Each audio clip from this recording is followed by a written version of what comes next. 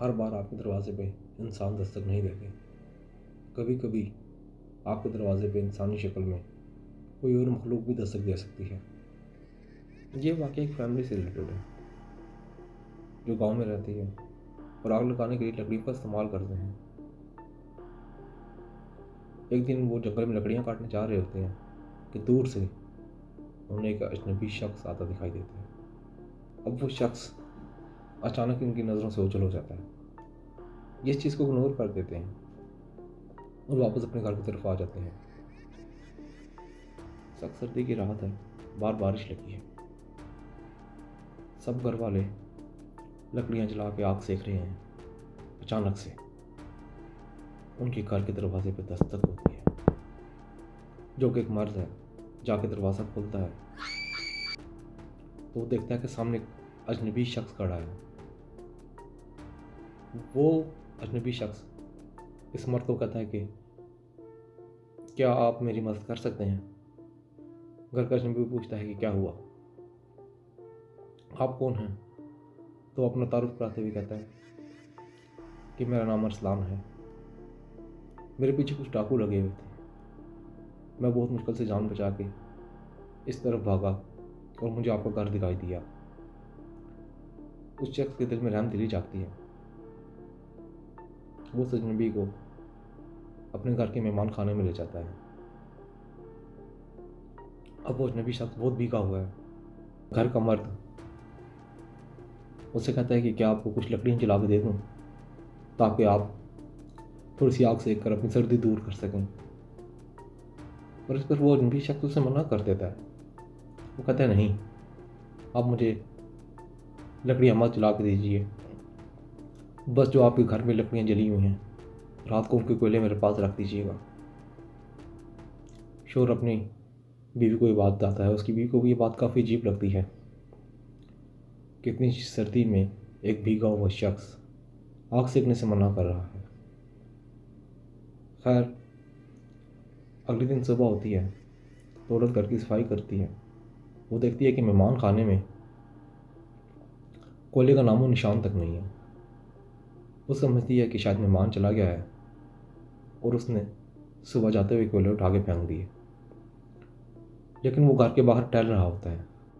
گھر کا سربراہ اس اجنبی شخص کو دوبارہ مہمان خانے میں آنے کی دعوت دیتا ہے اور اس کے سامنے ناشتہ رکھتا ہے. وہ اجنبی شخص ناشتہ کرنے سے بھی انکار ہو جاتا ہے. وہ کہتا ہے کہ کیا مجھے کھانے میں مٹھائی مل سکتی ہے؟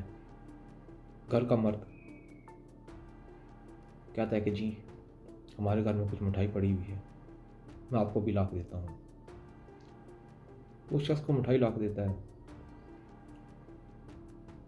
اور اجنبی شخص صرف اپنی ہاتھ کی 4 انگلیوں سے پکڑ کے وہ مٹھائی کھاتا ہے. گھر کی عورت یہ سب ماجرا دیکھ رہی ہوتی ہے. وہ دیکھ کے حیران ہوتی ہے کہ اس شخص نے مٹھائی کو پکڑتے وقت اپنے انگوٹھے کا استعمال کیوں نہیں کیا. اب جب گھر کا مرد اس ارسلان سے پوچھتا ہے کہ ایسا کیا واقعہ ہوا رات کو جس نے آپ کو ہمارے گھر آنے پہ مجبور کر دیا، ارسلان کہتا ہے کہ میں جنگل سے گزر رہا تھا تو میرے پیچھے کچھ ڈاکو لگ گئے. میں جنگل سے بھاگا تو مجھے صرف آپ لوگوں کا گھر نظر آیا اور میں نے آپ کے دروازے پہ دستک دے دی. خدا آپ کا بھلا کرے کہ آپ نے مجھے اس رات کو پناہ دی. ابھی وہ باتیں کر ہی رہے ہوتے ہیں کہ اس کے گھر کے دروازے پر ایک بار پھر دستک ہوتی ہے. اب جب چھوٹا بچہ دروازہ کھولتا ہے تو وہ خوشی سے کہتا ہے دادا ابو آپ آ گئے. اس بار سربراہ کا والد اس گھر میں آتا ہے. ان کا والد ایک صاحب علم تھے. وہ بزرگ اس اجنبی شخص سے ملاقات کرتے ہیں تو انہیں کافی عجیب محسوس ہوتا ہے اور ان کی بہو انہیں ساری بات بتا دیتی ہے. خیر، دوبارہ رات ہوتی ہے. وہ اجنبی شخص ان سے رخصت کی اجازت طلب کرتا ہے، لیکن یہ کہتے ہیں کہ آپ ہمارے ہاں ایک رات اور قیام کر لیجیے. اس پر وہ شخص بھی آمادہ ہو جاتا ہے. اب جیسے ہی رات ہوتی ہے اجنبی شخص کے آگے دوبارہ رات کو کولے رکھ دیے جاتے ہیں، اور جیسے آدھی رات کا وقت ہوتا ہے وہ عورت، اس کا سسر اور اس کا شوہر سب دیکھتے ہیں کہ وہ اجنبی شخص کوئلے کھا رہا ہے۔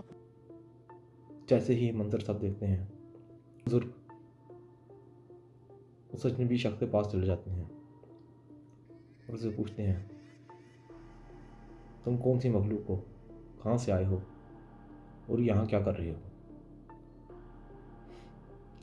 اس پر وہ اجنبی شخص بتاتا ہے میں ایک مسلمان ہوں، میرا نام ارسلان ہے اور میرا تعلق جنوں کے ایک قبیلے سے ہے۔ میرا تعلق جس قبیلے سے تھا وہ قبیلہ کسی اور مذہب سے تعلق رکھتا تھا، لیکن میں نے اسلام قبول کر لیا تو میرے قبیلے کے لوگ میرے مخالف ہو گئے۔ اب وہ سب جنات مجھے جان سے مار دینا چاہتے ہیں، اسی لیے کل جب یہ لوگ جنگل میں آئے تو میں نے انہیں دیکھا اور ان کا پیچھا کرتے کرتے ان کے گھر کی طرف آ گیا۔ یہ تو خدا کے بھلے لوگ تھے کہ جنہوں نے مجھ جیسے جن کو اپنا دی، اور اگر آپ لوگ چاہیں تو میں ساتھ زندگی رہ کے آپ لوگوں کی خدمت کرنا چاہتا ہوں۔ اس پر وہ عورت بولی کہ نہیں، ایسا ممکن نہیں ہو سکتا، ہم انسان ہیں اور تم جن ہو، وہ میرے گھر ایک معصوم سا بچہ ہے،